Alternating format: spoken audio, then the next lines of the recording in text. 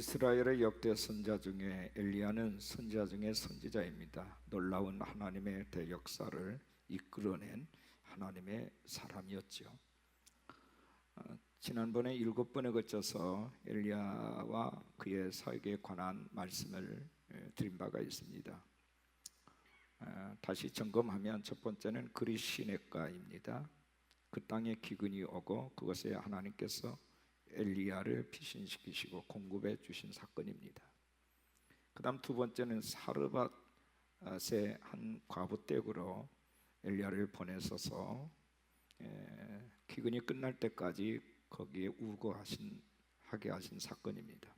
거기서 그는 믿음의 도약을 준비했고 새로운 가족과 동행하는 이 삶을 통해서 하나님의 임재를 경험을 했습니다. 세 번째는 과부의 아들이 죽었을 때에 하나님께서 그를 살려내게 하심으로 말미암아 믿음이란 이런 것이다, 믿음의 임계 질량에 대해서 하나님이 가르치셨습니다. 네 번째는 갈멜산에서 국가를 살려내는 영적 전쟁을 치르게 하신 사건입니다.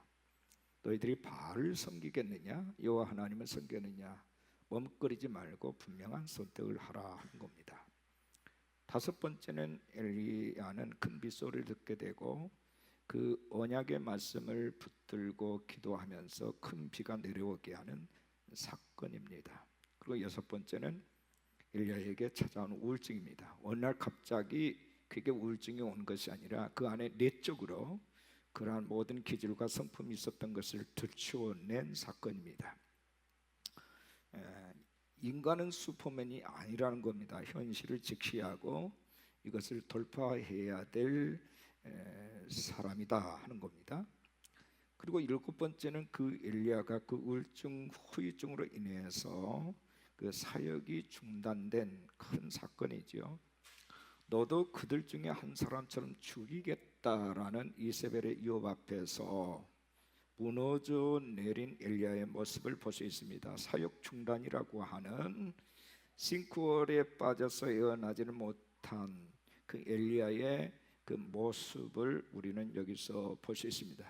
그는 하나님께 간구하기를 위하여 할 만큼의 싸우니 지금 여기서 내 생명을 거두시옵소서 하고 절망해하는 엘리야의 모습입니다. 그는 끝내 위기를 돌파하지 못하고 그곳에서 사역의 마침표를 찍고 말았습니다. 오늘 본문 말씀은 엘리야가 하나님이 지명하신 이제 엘리사를 만나서 그의 제자로 불러내는 그런 장면입니다. 여기서 흥미를 끄는 것이 하나 있습니다. 엘리야는 하사엘에게 기름 부어 아람 왕이 되게 하고 예후에게 기름 부어 이스라엘 왕이 되게 하고 엘리사에게 기름 부어 너 대신 선지자가 되게 하라는 하나님의 명령 말씀을 들었습니다. 그런데 엘리야는 오직 엘리사를 부르는 일에만 집중을 하고 있다는 것입니다. 앞에서 말한 두 일은 나중에 엘리야의 계승자로 부름받은 엘리사에 의해서 먼 훗날에 시행이 된 사건입니다. 아마도 엘리야는 자신의 선지자의 옷을 빨리 벗고 싶었을 겁니다. 지치고 힘들면 의욕도 사라지게 되어 있습니다. 그래서 그는 두 가지 일을 우선은 뒤로 하고 먼저 엘리사를 찾아내서 자신의 직무를 대물림시키는 것, 이것이 그에게는 가장 급한 문제라고 생각을 했던 것 아니냐 하는 겁니다. 여러분, 구약에 많은 선지자들이 있습니다. 그런데 하나님께서 전권을 위임한 선지자들이 있어요. 예를 들면 모세라든지 이사야라든지 예레미야, 에스겔, 다니엘, 엘리야, 엘리사 등 이런 사람들입니다. 다른 선지자들은 간헐적으로 하나님께서 쓰신 사람들이죠. 정권을 위임하지는 않았습니다. 그래서 이 정권을 위임받은 대선지자들이 분명히 존재했던 거죠. 엘리사가 누굽니까? 엘리사는 엘리야의 후계자입니다. 그는 스승 엘리야보다 갑절의 능력을 받았고 사역 또한 갑절로 했습니다. 엘리야가 하늘로 승천할 때에 당신의 성령이 하시는 역사에 갑절이나 내게 있게 하여 주십시오.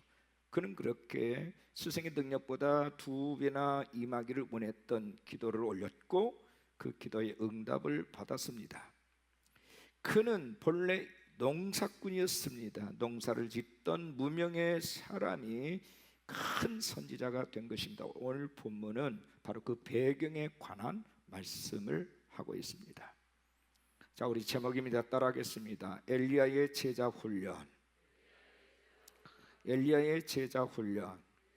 엘리야 시대에 많은 선지 성도들과 선자들이 있었지만 그러나 엘리야는 오직 한 사람 엘리사에게 그는 모든 것을 대물로 주기 위해서 그를 부르고 하나님이 지명하신 대로 훈련을 시키는 일을 했습니다. 여러분, 제자 훈련이 무엇입니까? 오늘 본문을 통해서 3가지를 살펴보려고 합니다. 첫째는 정체성 훈련입니다. 너는 선지자다, 너는 제자다 라고 하는 아이덴티티를 분명히 갖게 하는 훈련, 정체성 훈련, 이것이 가장 중요합니다.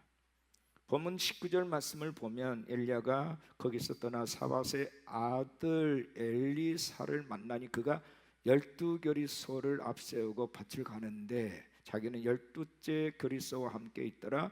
엘리야가 그리로 건너가서 겉옷을 그의 위에 던졌더니 라고 말합니다. 겉옷을 던졌습니다. 엘리사는 큰 분홍을 일으키고 있는 농사꾼이었습니다. 무려 소 12겨리로 밭을 갈고 있었다고 말합니다. 12겨리는 소 24마리를 말합니다. 소 24마리로 여러분 농사짓는 사람을 본 적이 있으십니까? 큰 농사입니다. 요즘으로 말하자면 큰 트랙터로 농사일을 한 거지요.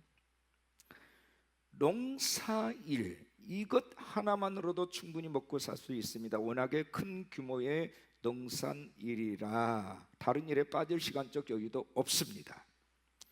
그런 그에게 엘리야가 다가가서 어떤 말을 했는지에 대해서 성경에 단 한마디도 기록하고 있지 않는데 이상한 행동 하나를 했습니다. 그거는 자신이 입고 있는 겉옷을 벗어서 엘리사에게 던졌습니다. 이거는요, 고대 사회에서 스승이 후계자에게 후계자가 될 사람에게 하는 행동입니다. 너는 내 후계자다 하고서 자기가 입고 있던 겉옷을 벗어서 던집니다. 그러면 그 하나의 액션을 통해서 모든 것이 다 포함이 되어 있고 그 행위를 통해서 아하, 내가 저 스승님의 후계자가 될 사람이구나 하고 아는 거죠.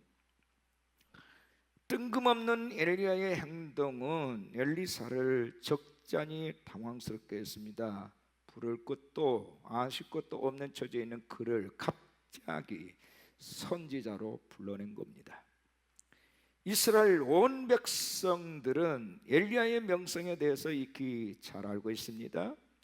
엘리사가 엘리야의 후계자가 된다는 것은 참으로 영광스러운 일이긴 하지만 갑자기 부름을 받은 엘리사로서는 정체성에 큰 혼란을 갖게 하기에 충분했습니다. 농사꾼이 하루아침에 이스라엘의 대선지자가 되는 일이기 때문입니다. 세상에는 우연 같은 사건 속에 획기적인 역사가 일어나는 경우를 종종 볼 수 있습니다.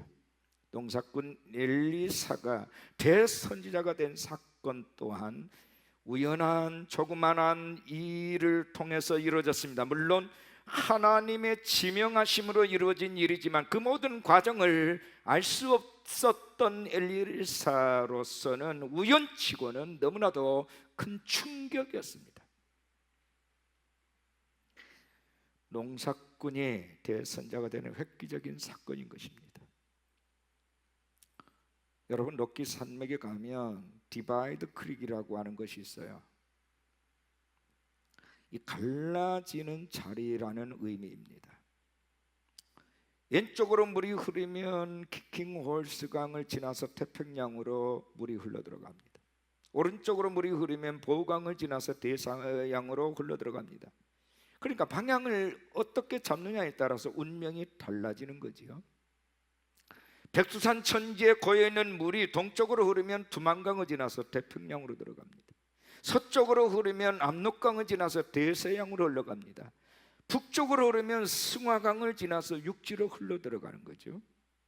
맨 처음 나눌 때는 별 차이가 없어 보이지만 나중에는 태평양과 대서양이라고 하는 엄청난 차이로 벌어지게 되는 것입니다.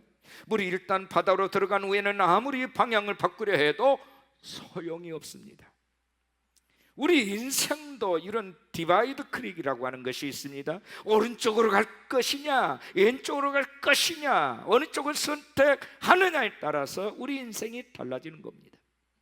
똑같은 자리에서도 내 인생의 방향을 어느 것으로 찾느냐에 따라서 우리의 미래가 달라집니다. 다시는 만나지 못할 물이 되기도 합니다. 방향을 잡는 일은 이렇게 대단히 중요합니다. 우리의 정체성은 방향을 잡는 것과도 같습니다. 그래서 방향을 잡는 것과 기회를 같이 한다는 거지요. 방향성은 속도보다 더 중요합니다. 방향이 바뀌면 연쇄적으로 바뀌는 것들이 너무 많아집니다. 여러분, 노아 시대의 홍수 사건 그리고 바벨탑 사건이 있은 후에 노아의 세 아들의 후손이 방향을 전혀 다르게 잡았습니다. 셈이라는 아들은 동쪽으로 가서 동양인의 조상이 되었고, 함이라는 아들은 남쪽으로 가서 아프리카의 조상이 됩니다. 야벳이라는 아들은 북쪽으로 올라가서 유럽의 조상이 되었습니다. 같은 형제가 방향을 다르게 청하고 각각 다른 종족으로 바뀌었습니다. 이와 같이 방향이 그의 생애를 바꿉니다. 이것이 바로 정체성의 훈련입니다. 내가 지향하는 나의 눈이, 나의 시선이 어디로 향하느냐. 지금 여러분, 이 자중 앉아있는 여러분들은 무엇을 바라보고 있습니까? 여러분의 인생의 미래가 어디에 초점이 맞춰져 있냐 이거예요.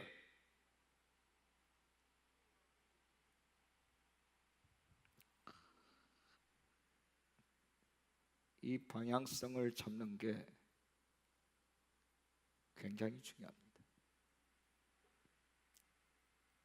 이 정체성을 말하고 있기 때문입니다.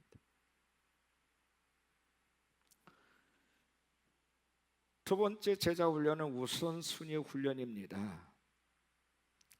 하나님께서는 엘리사를 육신의 삶에서 영적인 삶으로 체인지를 시킵니다. 우선순위를 바꿔버려요. 20절 말씀 보면 그가 소를 버리고 엘리야에게로 달려가서 이르되 청하건대 나를 내 부모와 입맞추게 하소서. 그리한 후에 내가 당신을 따르겠습니다. 무슨 말인가요?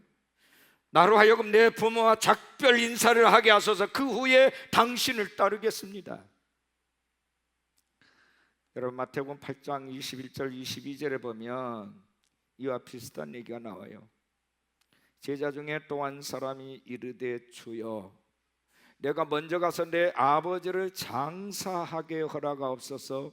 예수께서 이르시되 죽은 자들이 그들의 죽은 자들을 장사하게 하고 너는 나를 따르라. 이런 말씀을 하십니다. 죽은 자들이 그들의 죽은 자를 장사하게 하라. 예수님 말씀의 핵심은 앞서 말한 죽은 자들입니다. 단수가 아니고 복수입니다. 그들은 육신적으로 죽은 사람이 아니고 영적으로 죽은 사람들이라는 것입니다. 그러니까 하나님의 생명으로부터 분리된 사람이라는 말이에요. 하나님의 나라의 요구에 부응하지 못한 사람들이 죽은 자들입니다. 그러니까 육신적으로 죽은 사람들이 아니라 영적으로 죽은 사람들로 하여금 그들의 죽은 자들을 장사하게 하라. 그리고 네가 살았다면 산 자는 나를 따르라, 그 말씀이에요. 죽은 사람을 장사 지내는 일은 누구나 할 수 있는 일입니다. 하지만 죽은 자들을 살려내는 일은 아무나 할 수 없어요. 영적으로 살아있는 사람만이 할 수 있습니다. 죽은 자도 살려내신 하나님이 그와 함께 하시기 때문인 것입니다.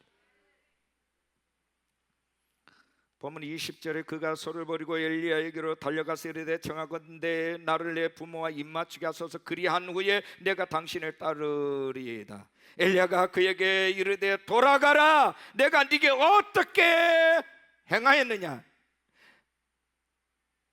내가 너에게 어떻게 행하였느냐? 그것을 생각하라. 내가 겉옷을 벗어서 너에게 던졌지 않느냐?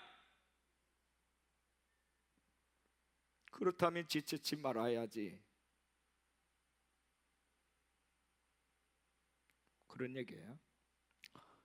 그러니까 엘리사는 손은 버렸지만 부모는 아직 버리지 못했어요. 작별할 시간을 달라고 얘기를 합니다. 하지만 엘리야는 단호하게 돌아가라. 내가 네게 어떻게 행했느냐?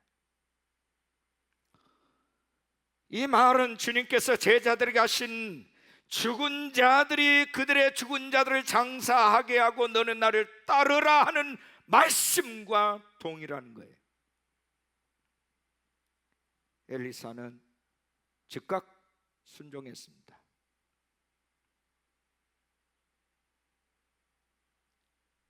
소를 잡고 잡은 고기를 동네 사람에게 나눠주고 그는 엘리야에게 와서 수종을 듭니다.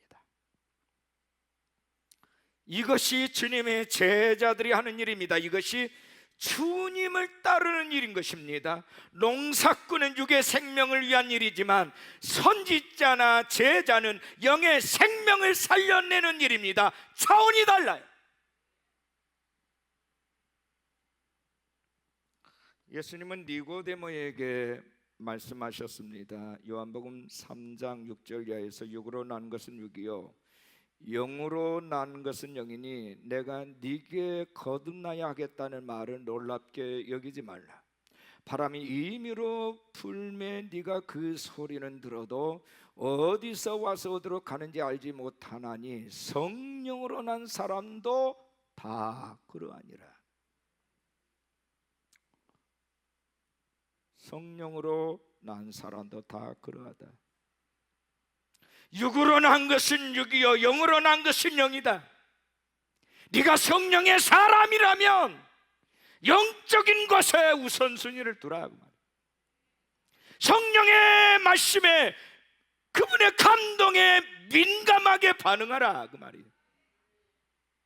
이것저것 다 따지고 헤아리다가 성령님이 주신 기회를 잃어버리지 말라, 그 말씀이에요. 마태복음 6장 33절에 너희는 먼저 그의 나라와 그의 의를 구하라. 그리하면 이 모든 것은 너에게 더하시리라. 그리하면입니다. 조건부적이에요. 먼저 나라와 의를 구하는 사람. 직업을 바꾸라는 그런 단순 의미가 아닙니다. 먼저 영적으로 옷을 입으라는 거예요. 영적인 옷을 입으라. 여러분, 이스라엘 백성들은요 감람류를 드릴 때 제일 먼저 딴 것, 그것을 가장 먼저 하나님께 드렸습니다. 제일 먼저 따는 것은 감람나무 제일 위에 있는 열매입니다. 가장 하늘과 맞닥뜨려 있고 가장 햇빛을 많이 쬐임으로 인해서 잘 익은 가장 양질의 감람 열매를 고릅니다. 그리고 기름을 짤 때에도 5분 정도 눌러서 5분 동안 흐르는 것만을 하나님께 드리고 나머지 기름은 사람들이 사용을 합니다. 그러니까 하나님께 드린 것은 언제나 최고의 것, 최초의 것을 드리는 것이 이스라엘 백성들의 하나님께 드리는 방법입니다. 이렇게 무엇을 하든지 먼저 하나님 제일주의로 하라는 거예요. 우선순위의 첫째 자리에 하나님을 두라, 하나님 말씀을 두라는 얘기예요. 찰스 캐더링이라고 하는 미국 GM 회사의 수석 기술자가 있습니다. 이분은 기계 분야에서 미국 제1인자죠. 근데 그의 손은 유별나게 컸다고 합니다. 사람들이 그의 큰 손을 보고 물었습니다. 당신은 그 큰 손으로 하는 일 중에 가장 중요한 일을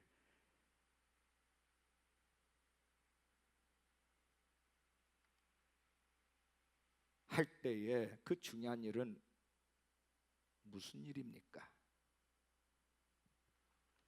그는 웃으면서 대답을 합니다. 이 두 손을 마주 잡고 하나님께 기도드리는 것이 이 손으로 하는 가장 위대한 일입니다.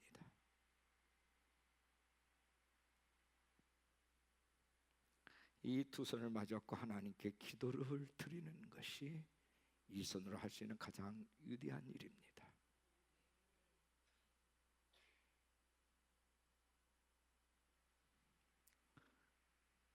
이게 우선순위예요. 우리는 이 훈련을 해야 합니다. 세 번째 제자 훈련은 순종 훈련입니다. 이른바 중요한 일에 곧바로 결단을 해야 되는 이 결단력이 중요하게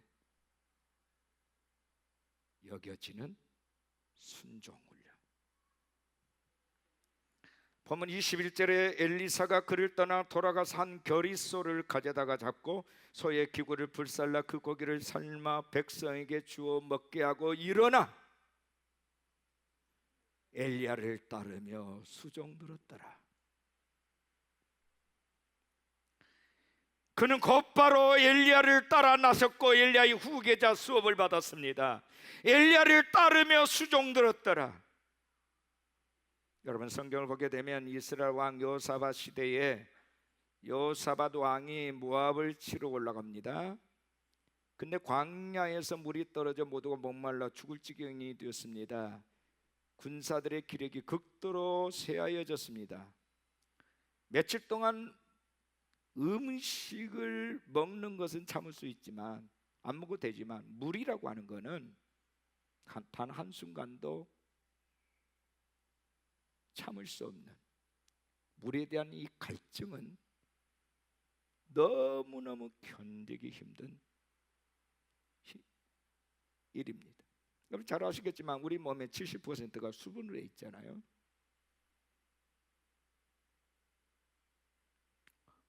그래서 물이 들어가지 않으면 갑자기 그가 체력이 떨어져요.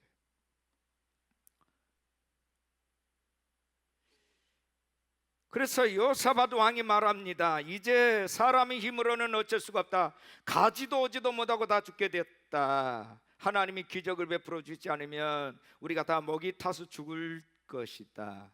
자, 우리 모두 하나님께 기도하자. 하나님께 우리를 대신하여 기도드릴 선지자를 추천해라. 이렇게 명을 내립니다.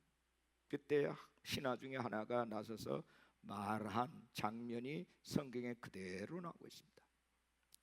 열왕기하서 3장 11절에 보면 여호사밧이 이르되 우리가 여호와께 물을 만한 여호와의 선지자가 여기 없느냐 하는지라. 이스라엘 왕의 신하들 중에 한 사람이 대답하여 이르되 전에 엘리야의 손에 물을 붓던 사밧의 아들 엘리사가 여기 있습니다.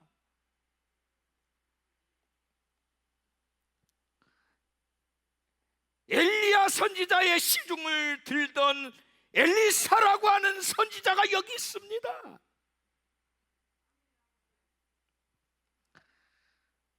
누구와 함께 있었느냐, 누구와 같이 있었느냐, 누구 밑에서 훈련을 받았느냐, 이건 매우 중요합니다. 엘리사는 엘리야를 섬긴 종입니다. 엘리야를 통한 하나님의 영이 엘리사에게 흘러들어갑니다. 바울의 증거가 이것입니다. 고린도전서 6장 16, 17절에 장녀와 합하는 자는 그와 한 몸인 줄 알지 못하느냐, 일러스되 둘이 한 육체가 된다 하셨으니 주님, 주와 합하는 자는 한 영이니라. 영이라고 하는 것은 접촉을 통해서, 교제를 통해서 흘러갑니다. 음란한 사람과 접촉한 사람은 음란해져요. 그러나 그리스도와 접촉하고 그리스도와 합한 자는 그리스도의 영이 그 사람 속에 흘러들어간다 하는 겁니다. 엘리사가 엘리야를 선택한 그 순간 그의 모든 미래가 완전하게 뒤바뀌었습니다. 방향이 바뀌니까 스토리가 바뀌고 농사꾼이 대선지자가 된 것입니다.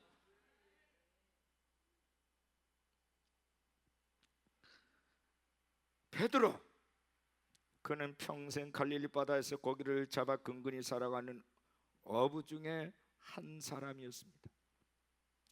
그가 예수님 만납니다. 예수님이 그에게 말씀하셨습니다. 나를 따르라. 내가 사람을 낚는 어부가 되게 하리라. 베드로는 즉시 모든 것을 버리고 예수님을 따랐습니다. 육적인 어부에서 영적인 어부로 바뀌는 순간입니다. 그는 예수님을 따르면서 영적인 일에 전무했습니다.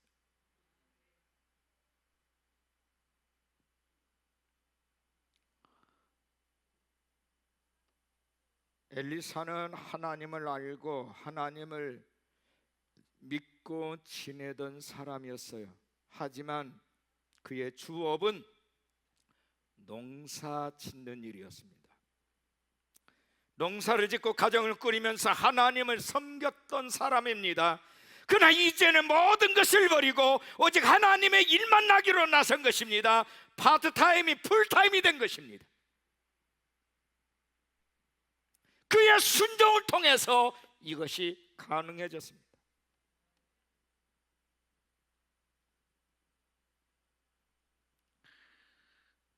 메가더 장군은 인천 상륙작전을 감행해서 성공한 장군으로 우리가 잘 알고 있습니다. 근데 그가 자서전에 자기 육필로 쓴 글이 있습니다. 한번 들어보시기 바랍니다. 1950년 6.25 전쟁이 일어났습니다. 미국의 연합군 총사령관이었던 나는 한국의 전황을 살피기 위해서 특명을 받고 한국에 도착했습니다. 한강 인도교 앞에 섰습니다. 노량진 쪽에서 용산 쪽을 쌍안경을 가지고 살피고 있었습니다. 인도교가 폭파되어 있었고 강 건너편에는 이미 인민군들이 몰려오고 있었습니다. 적과 마주보고 있는 상황이었습니다. 강북은 이미 공산당에게 함락되어 있었습니다. 쌍안경으로 강 건너편을 보다가 옆을 보게 되었는데 부동자세로 꼼짝하지 않고 서 있는 군인 한 사람, 그는 총을 메고 서 있었습니다.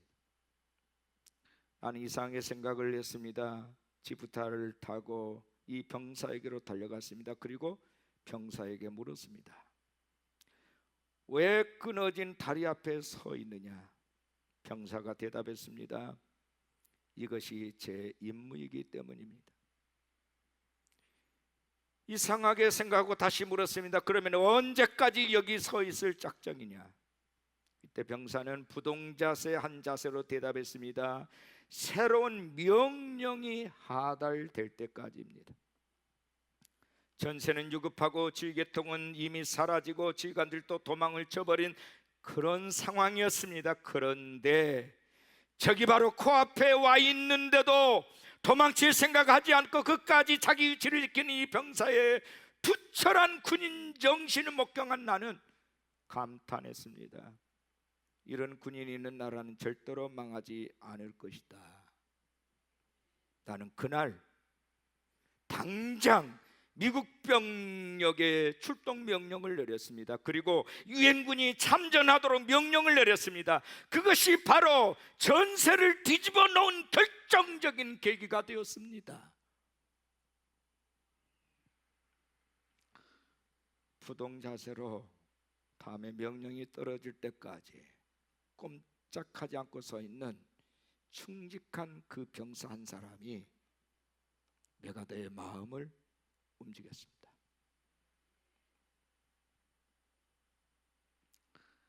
그리고 지금 이 대한민국이 이나마도 자유스럽게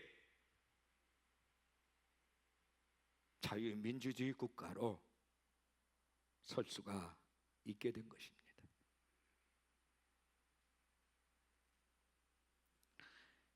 엘리사는 스승 엘리야보다 더 큰 일을 하였습니다. 갑절의 영감을 달라고 기도했고 그 응답을 받아서 갑절로 능력을 받고 갑절의 사역을 했습니다. 미국의 가장 큰 교회를 선고 있는 빌 할베즈 목사님이 한 말이 있어요. 하나님께 우리의 95%를 드리는 것은 어렵지 않습니다. 그러나 그것은 5%가 부족하다는 것을 의미합니다. 5%까지 헌신하기란 그렇게 쉬운 일이 아닙니다. 최선은 최고의 무기인 것입니다. 전적으로 풀타임으로 헌신하는 삶은 하나님께서 그 사람을 통해서 이루실 일 또한 가장 중요한, 가장 큰 일이 될 것입니다.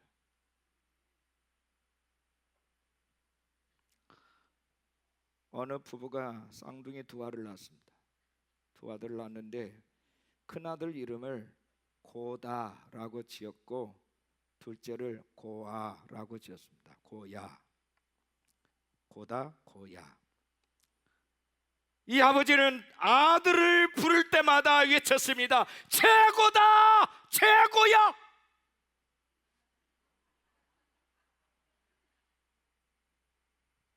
너는 최고다, 너는 최고야.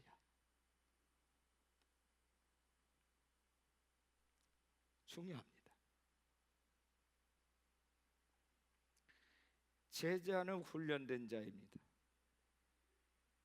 이 결단에는 진정성이 필요하죠. 일시적인 감정으로 결심하고 후회하는 사람들이 너무 많습니다. 결단은 의지적이어야 돼요. 감정이 아닙니다. 어떤 여인이 자신과 결혼하자라고 청혼하는 한 남자에게 말했습니다. 당신이 100일 동안 밤마다 내 집 앞으로 찾아와 주신다면 내가 당신과 결혼하겠어요. 했습니다. 그날 밤부터 그 남자는 비가 오나 눈이 오나 바람이 부나 그 여자의 집을 찾아왔습니다.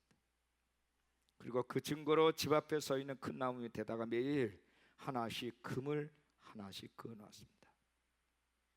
99개가 그려지는 99일째 밤에 그날따라 폭풍우가 몹시 몰아치고 있었습니다. 여인은 비바람 속에서 금을 긋고 있는 한 남자를 봤습니다. 너무나도 감동해서 우산도 쓰지 않고 맨발로 그 남자에게 달려가서 말합니다. 이제 당신의 마음을 알았어요. 내일 밤까지 기다릴 필요가 없어요. 지금 우리 당장 결혼해요. 그러자 금을 긋고 있던 남자가 당황하면서 말을 더듬거립니다. 저는요 아르바이트생인데요.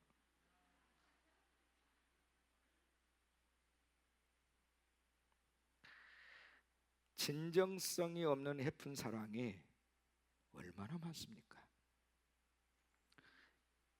혹 연애 편지는 대필할 수 있을지 몰라도 사랑은 다른 사람에게 대신하게 할 수가 없어요.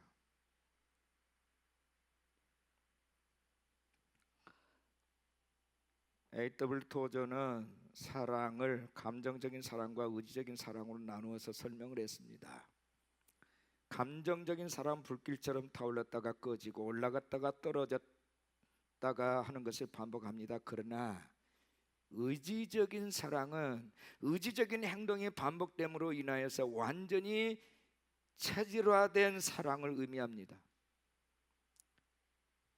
의지적으로 하다 보면 몸에 배이고 몸에 배이다 보면 그것이 내 사상이 되고 내 신앙이 되고 내 삶이 된다는 것입니다.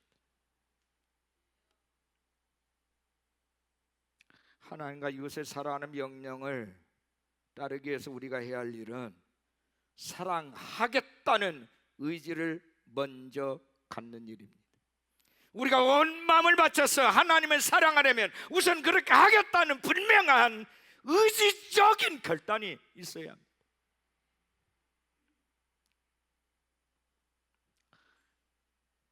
먼저 우리는 내 자신에게 사랑이 없음을 회개해야 합니다.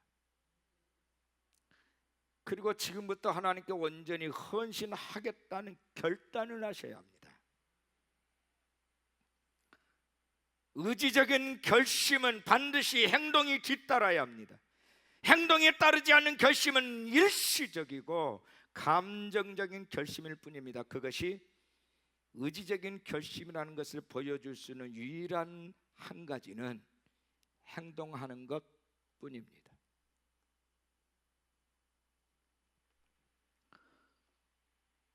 확신 있게 믿는 자만이 그 일에 몰두하고 집중할 수 있습니다. 믿는 자만이 따라갈 수 있습니다. 믿음만 있으면 목숨도 바칠 수 있어요. 메릴랜드 대학의 정신과 의학 의사인 아더 웍이라고 하는 박사는 사람은 누구나 확실한 것, 안전한 것, 그리고 영적인 것을 갈망하고 있다 그랬습니다. 확실하고 안전하고 영적인 것. 여러분이 가장 확실한 것이 무엇입니까? 주님을 따르는 길은 주님과 나만이 아는 길입니다. 타인이 내 길을 모르듯이 내가 남의 길을 알 수 없습니다. 사무엘상서 3장을 보면 사무엘이 여호와의 부르심을 듣습니다. 그는 일어나 제사장 엘리가 부른 줄 알고 갑니다. 엘리는 나는 너를 부르지 아니었다라고 말합니다. 세 번째 하나님의 부르심을 받은 사무엘은 여호와여 내가 듣겠습니다. 내가 여기 있습니다. 하나님은 사무엘에게 엘리 집안에 대한 말씀을 주셨고 이 말씀은 다 이루어지리라. 그리고 말씀대로 이루어졌습니다.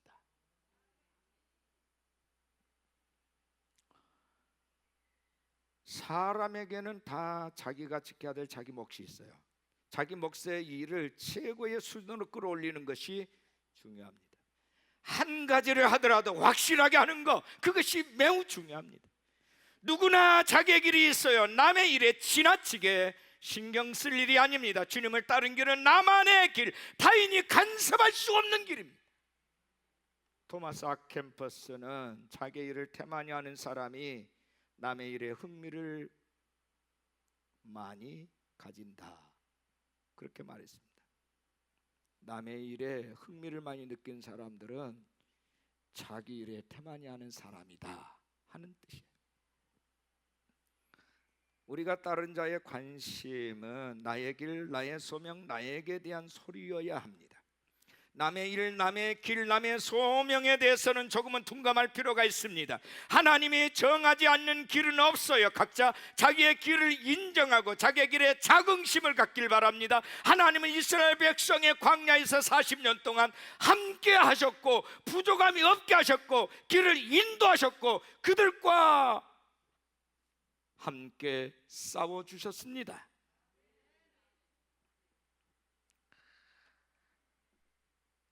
그 길을 오늘 우리에게도 주시고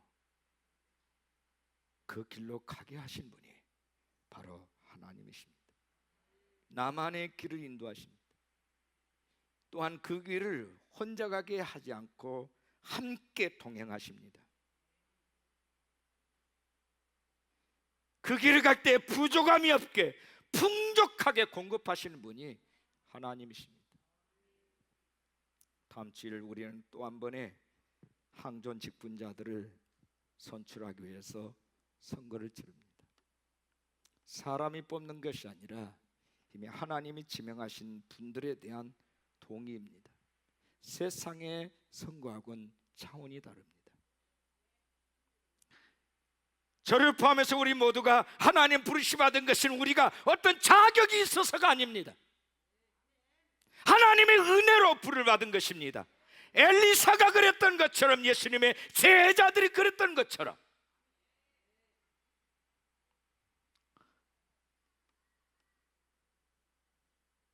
하나님의 부르심에 대해서 정체성에 혼란이 있더라도 돌파하셔야 됩니다.